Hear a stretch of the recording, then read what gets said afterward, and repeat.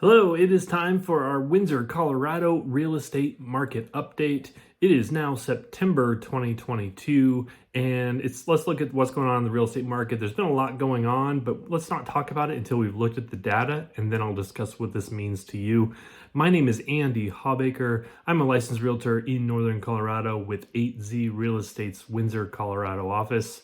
I specialize in working with both buyers and sellers in Windsor, Colorado and surrounding communities. So let's dive in here and take a look at this. The data that we have available to us, most recent data, is the closed sales of August 2022. So let's look at what is going on. The number of new listings in Windsor, Colorado, I've broken this down by condo and townhomes and then single family homes. So there were 5 new condos or townhomes, attached dwellings listed. That's down from 14 last month. There were 77 new single family homes listed, which is down from 102 last month, but 77 is still a large number of new listings. So that's looking pretty good. The number of closed sales, there were 16 condos that closed, up from 11 the previous month, and there were 63 single family homes that sold in the month of August, which is up from 61 the previous month. So we're looking okay on all that front. This is kind of interesting here, the median sales price. So you're probably hearing that prices are going down or that homes, aren't selling, so the prices are going down. In Windsor, that is not the case. Our average, or this is actually the median sales price, not the average. The median sales price for condos and townhomes was $494,098. That is up over $24,000 from just $470 last month. So almost $500,000 for a condo in Windsor is what we're seeing.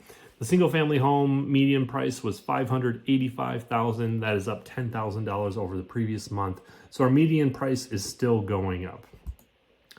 All right, so let's look at the percentage of the original asking price. So this is really a fascinating thing to keep an eye on. It's been kind of mind-blowing that people were paying 5% above the asking price recently. You had, just to be competitive, you had to pay 5 or 6% above. On average, a condo and a townhome sold for 100.6%. So just a little bit above the asking price on average, meaning a lot of people got homes at the asking price, or maybe some got some under, but the really, really nice looking homes went above. So that has dropped 5% from 105.4 last month. And then our single family homes, this is the first time I've seen it under 100% for quite a while, a couple of years, almost 2 years.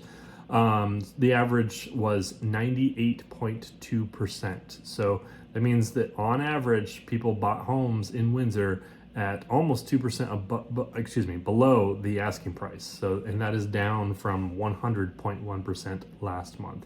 So that is a signal that the market is slowing down. You're not going to just make up any number you want and get 5% above it.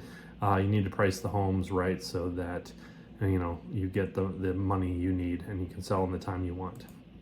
Okay, let's keep moving along here. This is the housing inventory. For attached dwellings, it is 1 month of inventory on the market. That means with the current demand, within 1 month, everything that's on the market could sell. That was the same as the previous month.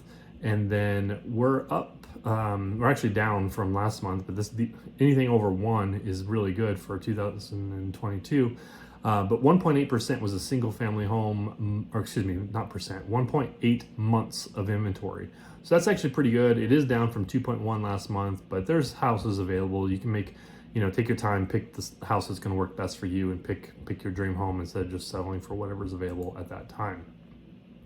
All right, my name is Andy Hawbaker. Again, I'm a licensed realtor with 8Z Real Estate in Windsor, Colorado. Now, what does this actually mean to you? Realtors are real good about throwing out numbers and saying, what's going on, our average sale price, the median sale price. What does it really mean to you? Well, what we saw in Windsor is, I just kind of want to battle what you hear in the headlines, which is that prices are dropping and the market's crashing. Interest rates are up, so demand has slowed. We saw that on the average percentage of the asking price.